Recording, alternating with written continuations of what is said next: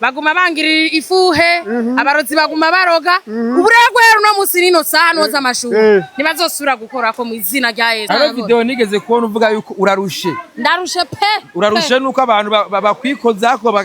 ntibagutware ntibazingeneye uwo ngumana mbimari. Ubu rero muzungu arabonetse gwere no musi. Ibi rero ubu n'ubutunzi kama rero basokuru bamye baciye ubwenge kuva kera bari bafise ibanga. Rero nka jisi yani twari kuza Kumazi afise ibanga. Twamenyejwe na basokuru ko amazi afise ububasha jisi yantazi. Ibanga rirengerwa. Nabanze yengereyo. Yamenye ububasha buri muri ano mazi yuko kuva kera na basokuru. Bya bintu babatera bavyita gute bibe ngurube yatubwiye hari. Hera basimbiza urabona rose amahera mu minota 2 ubona guca mu myanya y'intoka ha. Ubu rero sizosura kubura amahera. Amahera ni mu ntoke mana mama. Amahera nazosura amazi y'amashuri. Nanje ngiye kuyanwa rero. Ngiye kuyanwa. Amazi. Urayibona? Yego. Nitwozanga jisi yavuze ati ashaka umugabo. Imikoshi.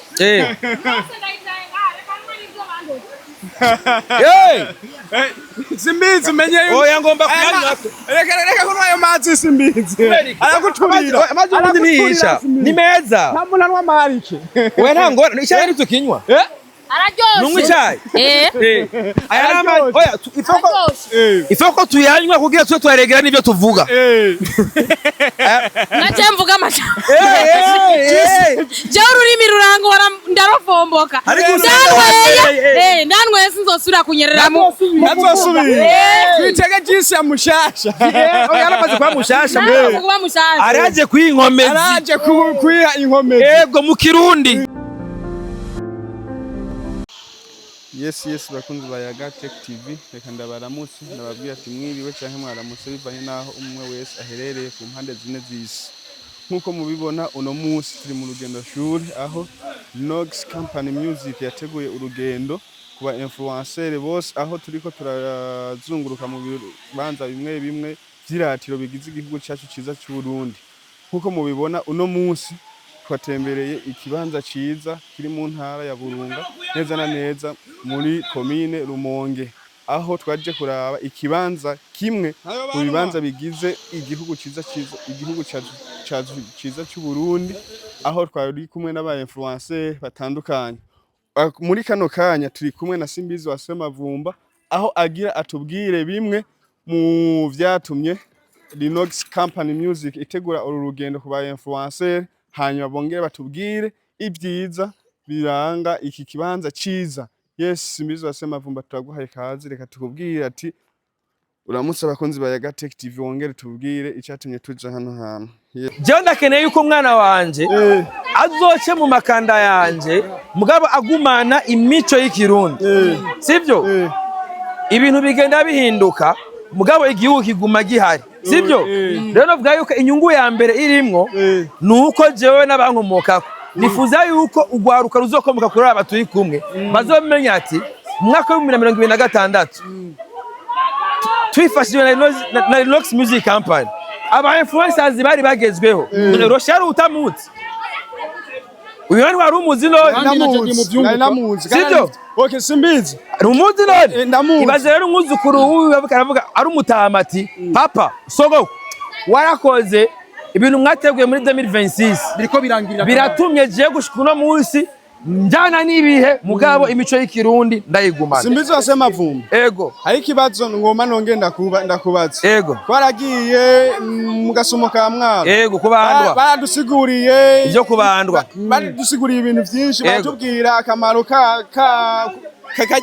kajya gasumo. Twaje Gitega baradusigurira inkomoko y'ingoma n'akamaro kavyo. Hariho abantu batazi akamaro k'aya mazi amashuha. Bashaka mu ncamake basiguriye kugira ngo bamenye impamvu turi hano akamaro kayo n'igituma ari ikibanza ratiro. Iki ni kibanza citeka sivyo? Urabona neza yuko ikintu cya mbere nuko abantu bose bari muri ano mazi urana ko bafise umunezero d'abord. Ni kibanza ubamwe unezero ndabeshe capacity. Je ndibaza sinovuga menshi. Pasito wengene ufasha kushura ico kibazo. Mbwira akamaro kano mazi. Ano mazi icambere cyo akura imikoshi. nk'ubura umukobwa ari warabuze umugabo ukayoga ni direct wari wararoneye ukabura ukenye rero bisigura yuko ano mazi mu majambo make akura imikoshi ico ni kimwe ikigira kabiri hari abantu usanga bafise ubugwara butandukanye sivyo hari abantu ngene badukindirako sivyo umuntu araza koga no mazi ibintu bikagenda neza yego niwanene ikindi nashaka tuyage bavuze yuko ari vyunguka kandi ugatumirira abantu ko ivyunguka vya mbere nakubwiye nuko urunganwe n'abazodukomokako bazovuga bati hari abantu bigeze guhagacira imico kama y'ikirundi ntugira imico kama y'ikirundi udashize inguvu ku butunzi kama dufise yego nukuvuga ku bantu kumbure wewe nkuko bivuze birashobora kuba ari ivyunguka kuko wabivuze ku bantu baza kuraba iki kiganiro bo inyungu yabo ni yaye kugira ngo bamenye igitumye uriko urabashikiriza ubu butumwa. Inyungu ya mbere ihari sivyo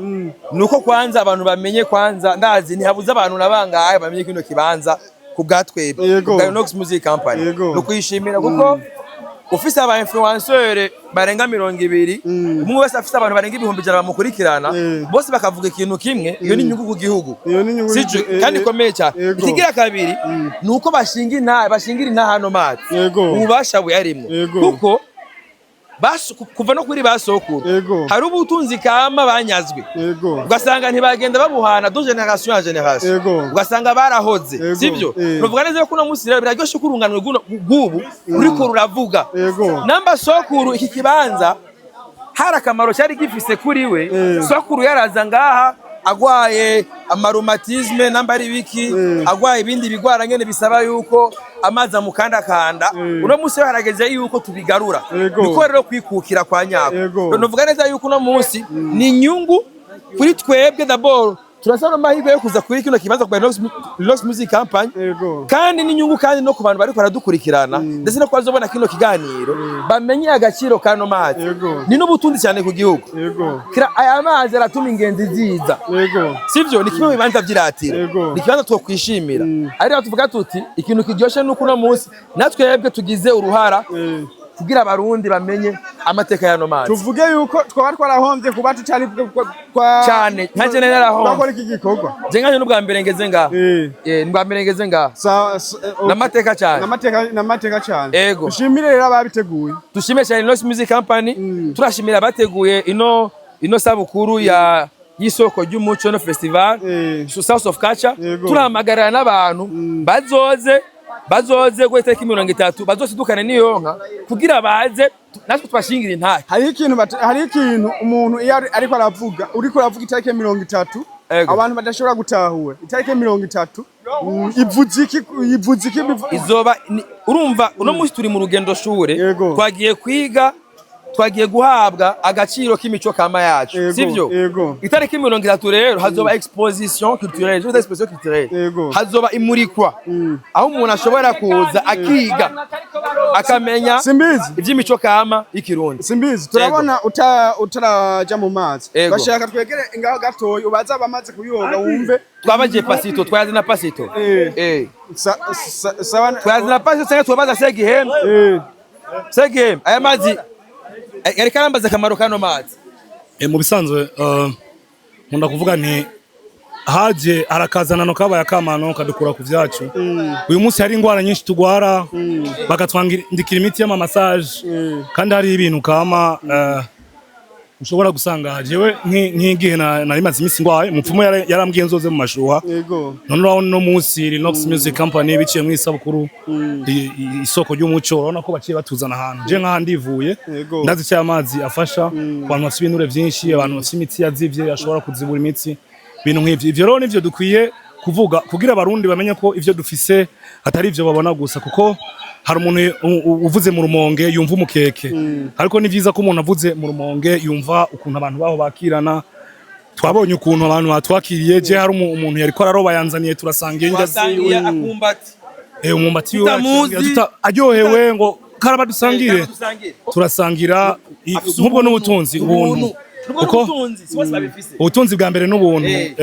n'ubu rero urabona no ngaha turiko turivura niba ari ivyo twariye tubisiga ino nyene tugende amagara ameze neza tugononokewe haba mu vyumviro iyo rero wiyumvira neza niho uronka n'ingufu yo gushira mu ngiro ivyumviro vyawe hanyuma ugateza imbere igihugu kuko igihugu ni jewe ni wewe ni niwe ariko aradukurikirana ko muri kino kiganiro ngenda ndakaravye mwomo ego genda yakarabye Simbizi agiye gukaraba amashuha agira buragara se gihembe muhu sawa se gihembe sabwe ni kuvuga turamaze kuyaga ku bitari bike ku bijanye n'ano mazi ego na twaje kuvugana na Simbizi wasema vumba aho yatubwiye ibitari bike ndetse atumirira n'abantu kuza baraha agaciro ibibanza ratiro dufise ngaha mu gihugu cy'u Burundi rero nawe nagira ndakubaze nk'ikibazo nasanzwe nabajije Simbizi wasema vumba hari habuze iki kugira ngo ibi bikorwa bitangure gukora hakiri kare habura gushaka ibi bikorwa byamaho ariko no munsi urabona hari umugwi ishira hamwe Linox Music Company bavuze bati reka tudugana abantu hariho kumbura abantu batari bwaze ngaha ubwo hari n'abandi bari bamaze kuza mu buryo bwabo ni byiza rero ko abantu bokwijukira gukunda ivyo wabo bwa mbere kuko iyo ufise ikintu abandi badafise nico kintu kiye kubaratira yego uno munsi je nivyo nabwiye abantu hariya abarovyi bambwiye ngo twebwe dufise Tanganyika turakomeye nambwiye ni je mvuka mu Kirundo mu Tanganyika turafise Guhinda turafise Cohoha turafise Kanzigi turafise Bweru turumva ko natwe dufise ibiyaga vyinshi natwe twovuga yego munyuma ndamubwira naho hari n'ibindi bintu bidasanzwe mufise uriko uravuga ko mufise kumbure Tanganyika ko riva mu mukeke n'indagara bitava mu bindi biyaga ngaha mu Burundi kiba gikomeye mugabo nk'iki kibanza Ubiravye mu Burundi hariho ibibanza byinshi biri mu mashuha ngo kwiyumvira ni kubera iki kibanza cyo ngaha gisa ni nuko arico kizwi cyane ku mashuha kariko rero ngo kajya abari n'amaguru kandi urumva akeza ngo karigura cyo tumubona turi ngaha amasaha mbere anagiye ariko naco twinona kuko igihugu kirimo umutekano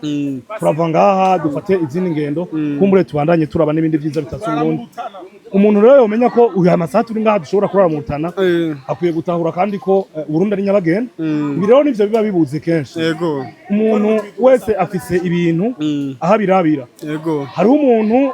wona shaka ukumva bakubwira ngo ajya amazi azashushe ngo namashetana yashushe neza cyane ayo makuru mabi rero niyo dukwiye ubwambere kubanza gukura mu mitsina y'abantu turonka amakuru meza dushobora guha abarundi ubwacu n'abanyamahanga baza muri bino bibanza kugira bamenye ko dufite ibintu bidasanzwe na cyane ko tuvyemera Yes bakunzi ba YAGA TECH TV nkuko mubibona ubu naho turi kumwe na Jisia turakura mu kije cyane namahoro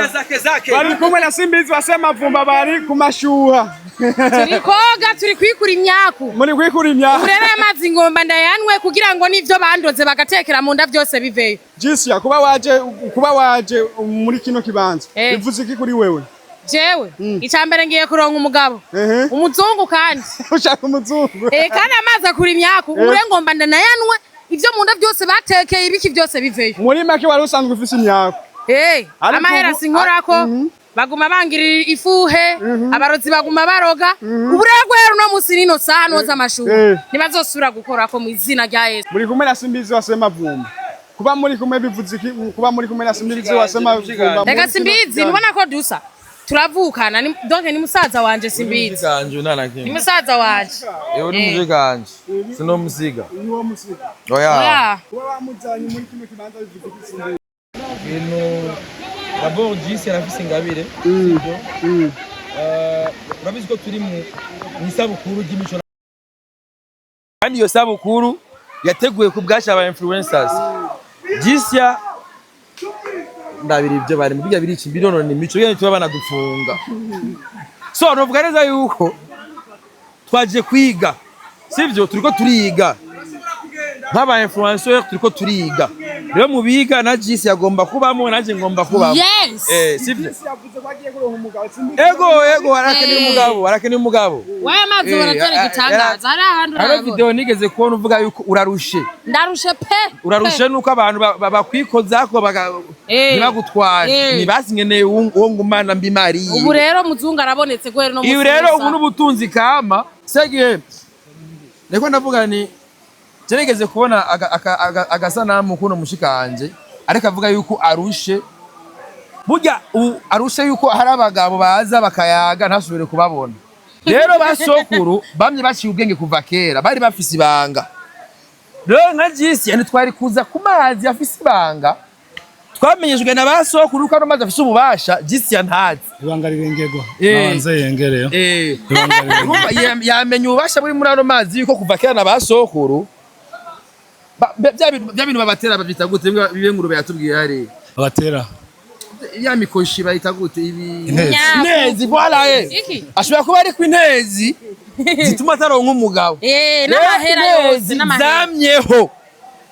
zamyeho kuva kera n'amahera agiye gushikinyuka aha rero inezi ubuje kuzirukana mu kirundi ukoresha imico y'ikihera basimbiza urabona rose amahera mu minota 2 ubona guca mu myanya y'intoka aha ubu rero sizosubira kubura amahera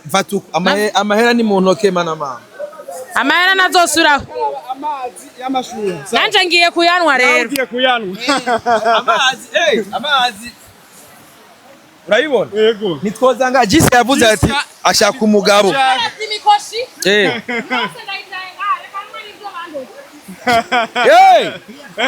simbizi umenye oya ngomba kuyanywa reka kunywa ayo mazi simbizi araguturira amazi ubundi nihisha ni meza nta muntu anywa amarike we nta ngora icyayi ntitukinywa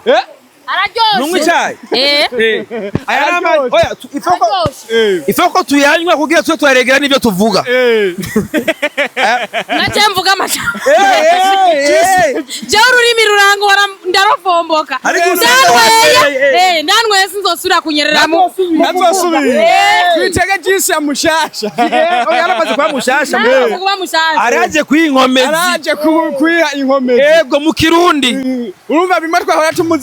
tuzi ko ashobora gutitura imico n'akabanga na mitatitura navyo yari bwamenye ubu ni bizosubira nanwe amashuha n'ibizosubira neza cyane yego turi benshi hari abandi ba influenceurs ni benshi urumva rero ngaha biraryoshe atugiye iburunga kandi ubu n'ubutunzi kama iki ni kigo cinjiriza commune duhamagarira n'abantu ingenzi neza na neza ku muntu atahazi muhe location ni mu Rumonge weze mu Rumonge waze ku mashuri bazakwereka yego kuza si kuri centre mwaka 40 minutes uvuye kuri ku mugwa mukuru wa commune Rumonge yego sawa turagushimiye cyane simbizo ndagushimiye cyane kagaga oji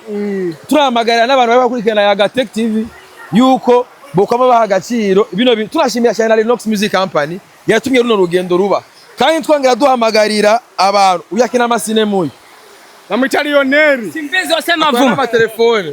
jewe nitwa Lionel bigindavyi ku platform ni Lionel Rich Lionel Films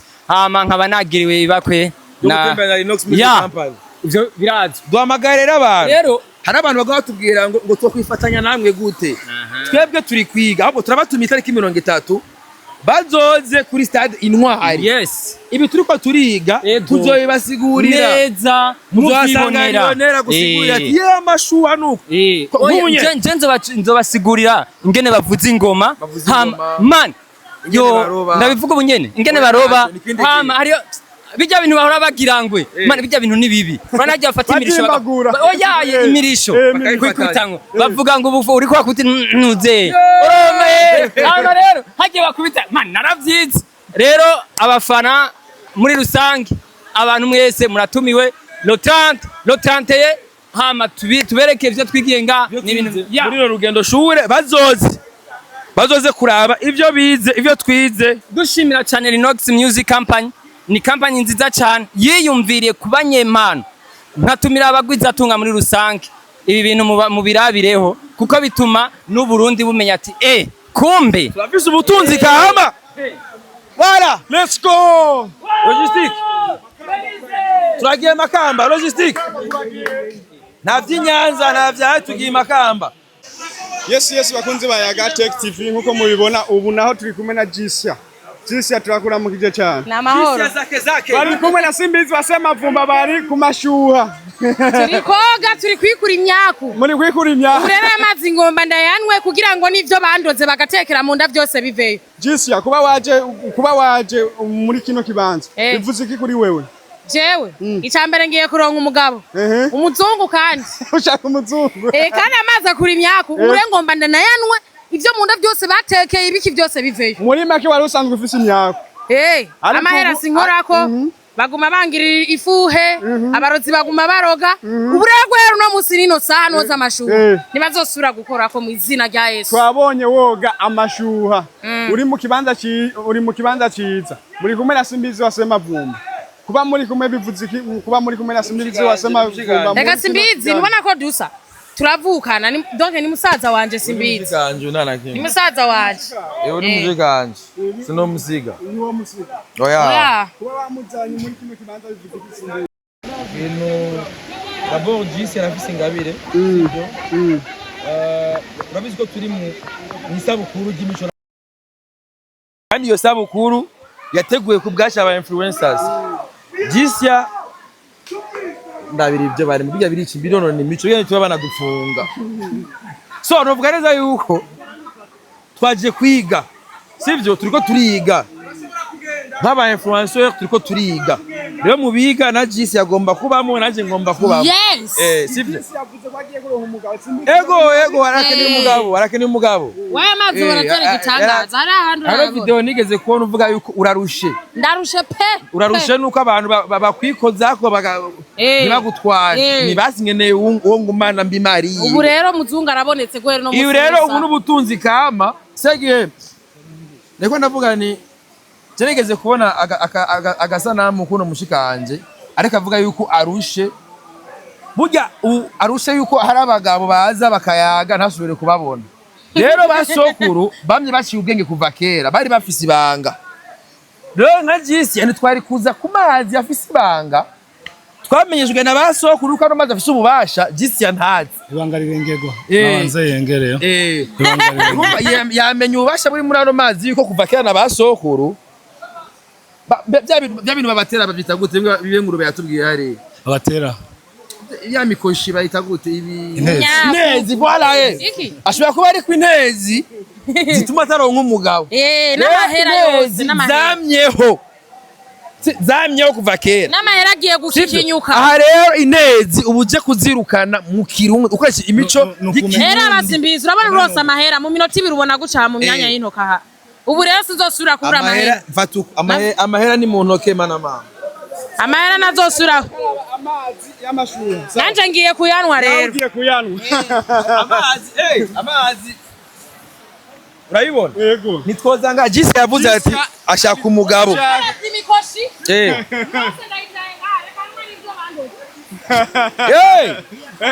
Simbizi menye oya ngomba kuyanywa reka kuno ayo mazi Simbizi araguturira amazi ubundi nihisha ni meza nta muntu anwa marike we ntango icyayi nitukinywa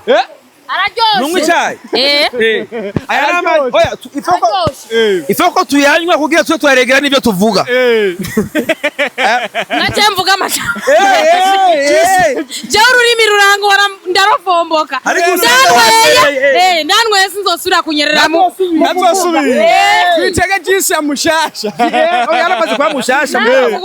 araje kwinkomezi araje kwiha inkomezi yego mu kirundi urumva bimwe twahora tuzi ko ashobora gutitura imico n'akara na mitatitura navyo yari bwamenye ubu ni bizosubira nanwe amashuha n'ibizosubira neza cyane yego turi benshi hari abandi ba influenceurs ni benshi urumva rero ngaha biraryoshe atugiye iburunga kandi ubu n'ubutunzi kama iki ni kigo cinjiriza commune duhamagarira n'abantu ingenzi neza na neza ku muntu atahazi mu location ni mu Rumonge weze mu Rumonge waze ku mashuri bazakwereka yego kuza si kuri centre imyaka 40 minutes uvuye kuri ku mugwa mukuru wa commune Rumonge yego sawa turagushimiye cyane Simbizi ndagushimiye cyane Kagaga Oji turahamagarira n'abantu bari bakurikirana YAGA TECH TV yuko bokama baha agaciro bino turashimira cyane na Linox Music Company yatumye runo rugendo ruba kandi twongera duhamagarira abantu uyakina amasine muyi namwita Lionel Simbizi wasema vuma ama telefone jewe nitwa Lionel Bigindavyi kuma platform ni Lionel Rich Lionel Films nkaba nagiriwe ibakwe na Linox Music Company ivyo birazi duhamagarira abantu rero hari abantu bagwa batubwira ngo twokwifatanya namwe gute twebwe turi kwiga ahubwo turabatumye itariki 30 bazoze kuri stade Intwari. Yes. Ibi turiko turiga tuzobibasigurira neza muzasanga Lionera gusigurira ati ye amashuha nuko. Je nzobasigurira ingene bavuza ingoma. Man yo ndabivuga ubunyene ingene baroba hama hariyo bijya bintu bahora bagirangwe man bijya bintu ni bibi banajya bafata imirisho oyaye imirisho kwikwitango bavuga ngo ubu uri kwa kuti ntuze hano rero hagiye bakubita man naravyize rero abafana muri rusange abantu mwese muratumiwe lo 30 ye hama tubereke ivyo twigenga n'ibintu muri rugendo shure bazoze kuraba ivyo bize ivyo twize. Dushimira cyane Linox Music Company, ni company nziza cyane yiyumviriye kubanyempano nkatumira abagwiza tunga muri rusange ibi bintu mu birabireho kuko bituma n'Uburundi bumenya ati kumbe turafise ubutunzi kahama. Voilà, let's go.